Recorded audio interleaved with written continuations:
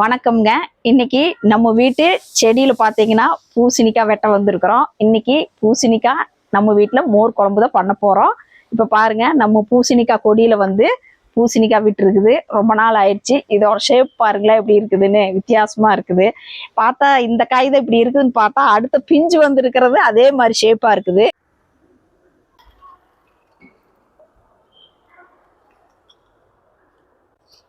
இப்போ பாருங்க, நம்ம பூசணிக்காயை வெட்டி எடுத்துக்கலாம்.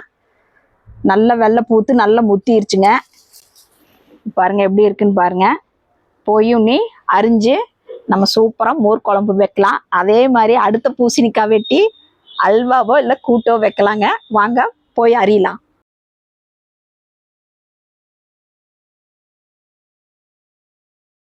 இப்போ மோர் குழம்பு செய்யறதுக்கு என்னென்ன பொருள்னு பார்க்கலாங்க. இப்போ பூசணிக்காய் வந்து 1/2 கிலோ இருந்ததுங்க. இப்போ 4ஆ வெட்டி 1/2 கிலோவில் வந்து நல்லா தோலெல்லாம் சீவி இப்படி எடுத்து அறுத்து வச்சிருக்கிறேன். அதே மாதிரி தயிர் வந்து ஒரு 2 கப்பு இருக்குங்க. ஒரு 300 மில்லி இருக்குங்க தயிர். பச்சை மிளகாய் வந்து நம்ம காரத்துக்கு தகுந்த மாதிரி நான் ஒரு 3 எடுத்துருக்கிறேன். அதே மாதிரி கருவேப்பிலை ஒரு கொத்து, சீரகம் ஒரு ஸ்பூன், தேங்காய் வந்து சின்னதாக ஒரு 1/2 முடிங்க, பச்சரிசி ஒரு டேபிள் ஸ்பூன், துவரம்பருப்பு ஒரு டேபிள் ஸ்பூன், எண்ணெய் தாளிக்கு தேவையான அளவு, வரமிளகாய் ஒரு 3 நம்பர், பெருங்காயம் ஒரு சிட்டிகை, கடுகு ஒரு ஸ்பூன், உப்பு தேவையான அளவு, மஞ்சள் தூள் 1/2 ஸ்பூனுங்க. அவ்வளவுதான். இதுக்கு எப்படி குழம்பு செய்யறதுன்னு பார்க்கலாம். இப்போ வந்து வடக்கல் வச்சுட்டுங்க. வடக்கல் சூடானோடனே எண்ணெய் ஊற்றிக்கலாம்.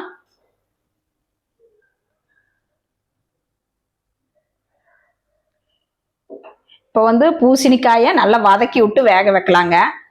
இப்போ எண்ணெய் சூடாகட்டும். பாருங்க, எண்ணெய் சூடாயிருச்சு. அதுக்கடுத்து நல்லா பூசணிக்காய் வந்து நல்லா கழுவி வச்சிருக்கிறேன். பாருங்க எவ்வளோ ஃப்ரெஷ்ஷாக எப்படி இருக்குன்னு பாருங்க. போட்டு ஒரு வதக்கிட்டு அப்புறம் உப்பு மஞ்சள் தூள் போட்டு வேக வச்சுக்கலாம்.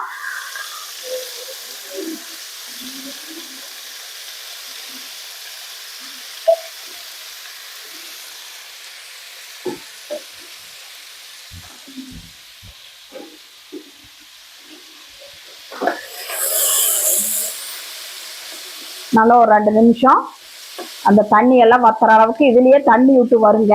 நம்ம இப்படி வதக்கி போட்டோம்னா பூசணிக்காய் நல்லா கெட்டியா நல்லா இருக்கும். இப்போ அப்படியே வேக வச்சோம்னா கொஞ்சம் கொல கொல கொலன்னு தண்ணியோட இருக்கிற மாதிரி இருக்கும். ஒரு 2 நிமிஷம் வதக்கிட்டு வேக வைக்கலாம்.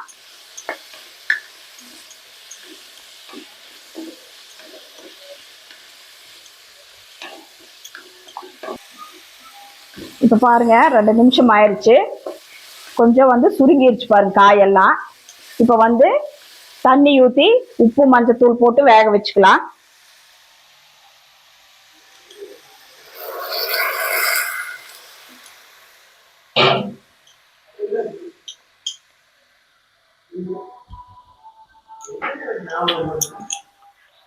பாருங்க, உப்பு அளவா போட்டுக்கலாம்.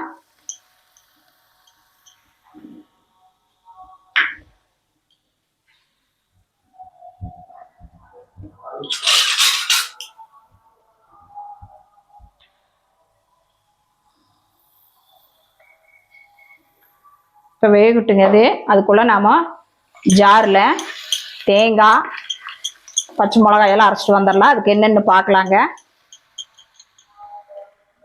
இப்போ அரைக்கிறதுக்கு என்னென்னு பார்க்கலாங்க. ஒரு ஜார் எடுத்துட்டு நம்ம தேங்காவை சேர்த்திக்கலாம். முதல்ல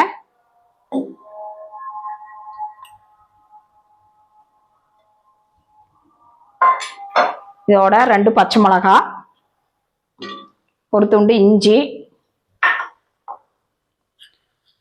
சீரகம் ஒரு டேபிள் ஸ்பூன்,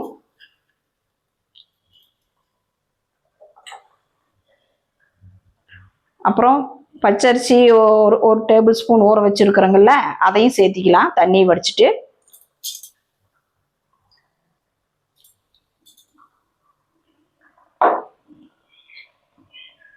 அதே மாதிரி துவரம்பருப்பு ஒரு டேபிள் ஸ்பூன் ஊற வச்சிருக்கிறேங்க, அதையும் சேர்த்திக்கலாம். இது வந்து ஒரு பைண்டிங்காக தாங்க, ஒரு திக்னஸ் கொடுக்கும். இப்போ வந்து தயிரும் நம்ம தேங்காய் முட்டை அரைச்சி ஊற்றினோம்னா ஒன்று சேராத மாதிரி இருக்கும் குழம்பு.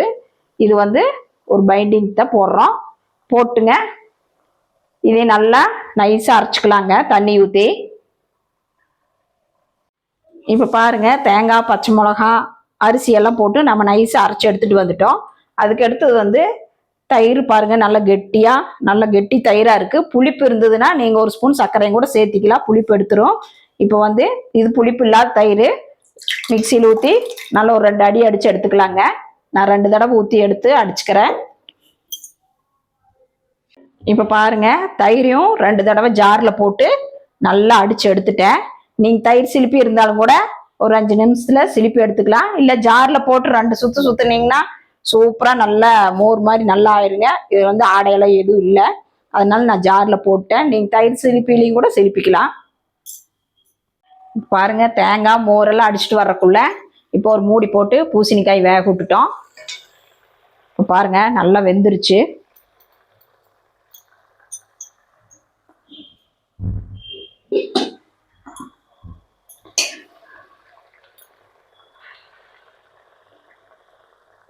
பாருங்க எப்படி நல்லா வெந்துருச்சு பாருங்க.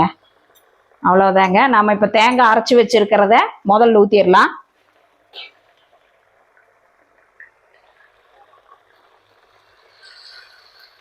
இது கூட தண்ணியும் கூட சேர்த்திக்கலாம்.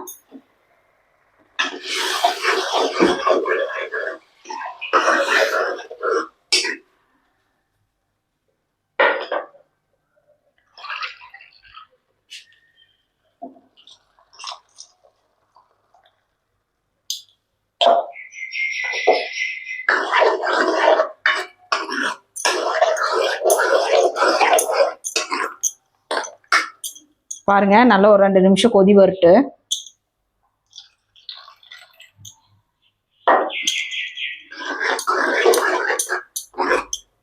ஒரு 2 நிமிஷம் கழிச்சு பார்க்கலாங்க, கொதிக்கட்டும். இப்ப பாருங்க 2 நிமிஷம் ஆயிடுச்சு. இப்ப நல்லா கொதிச்சு நல்லா பச்சை வாசம் போயிருச்சு. பாருங்க எப்படி இருக்குன்னு பாருங்க.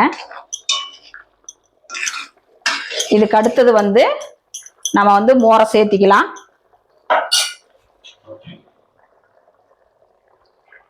அடுப்பு கம்மியா வைங்க.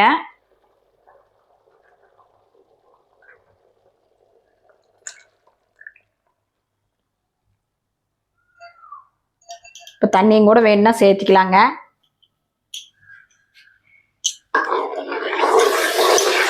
பாருங்க ஒரு கலக்கி விடுங்க. எப்படி இருக்குன்னு பாருங்க, கலரே எப்படி ஜம்முன்னு இருக்கு பாருங்க. இன்னும் கூட வேணும்னா கொஞ்சம் தண்ணி ஊத்திக்கலாம்.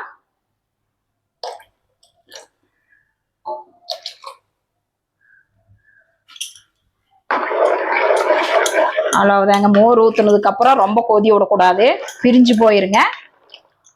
இப்ப பாத்தீங்கன்னா ஓரத்துல நுர கட்டுறப்போ நம்ம அடுப்பு ஆஃப் பண்ணிடலாம். ஆஃப் பண்ணிட்டு இது தாளிப்பு ஒன்று போட்டுடலாங்க.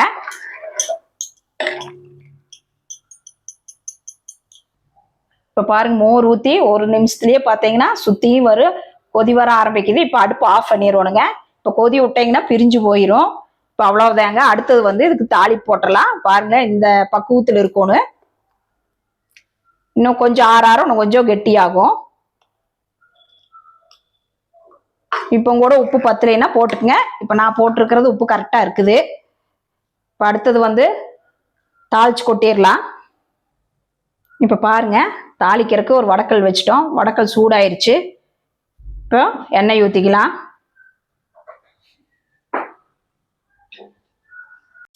எண்ணெய் சூடானதுக்கு அப்புறம் கடுகு சேர்த்திக்கலாங்க.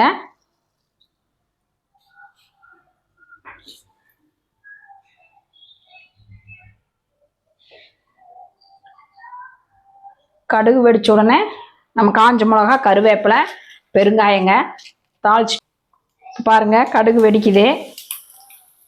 அதுக்கு அடுத்தது காஞ்ச மிளகா சேர்த்திக்கலாம்.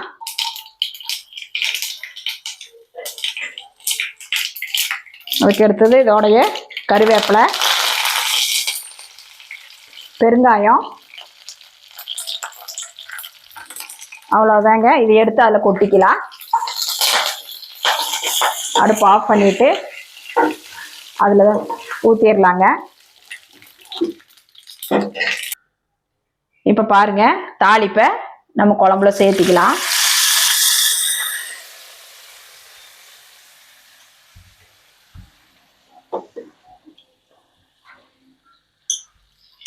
அவ்வளவுதாங்க. நம்ம மோர் குழம்பு ரெடி ஆயிடுச்சு.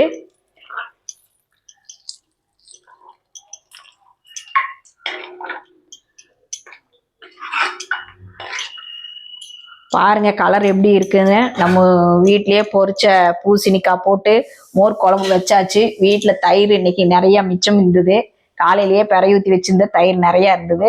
இன்னைக்கு மத்தியானம் லஞ்சுக்கு எங்க வீட்டுல மோர் குழம்பு தான். நீங்களும் வீட்டுல இதே அளவுகளோட செஞ்சு பார்த்துட்டு எப்படி இருக்குன்னு கமெண்ட் பண்ணுங்க.